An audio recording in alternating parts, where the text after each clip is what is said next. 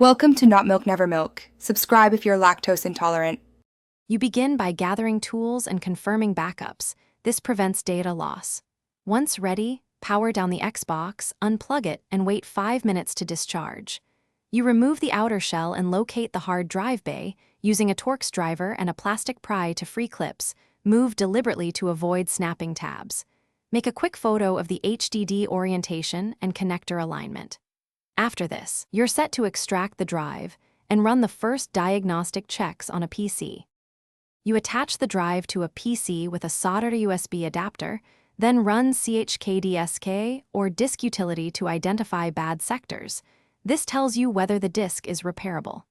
Once done, copy any recoverable files to external storage because formatting will erase data.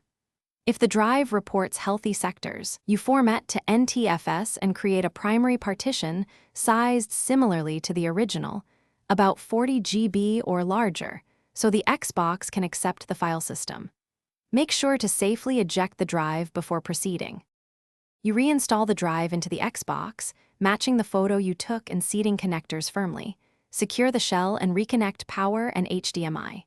If the console fails to boot, use an Xbox OS recovery USB image to restore system files. Follow on-screen prompts to reinstall the OS.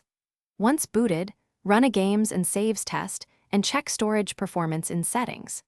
If you encounter repeated read errors or loud clicking, stop and replace the drive. Otherwise, you've completed the repair successfully. Thanks for watching. If this was helpful, leave a like and consider subscribing. See you next time.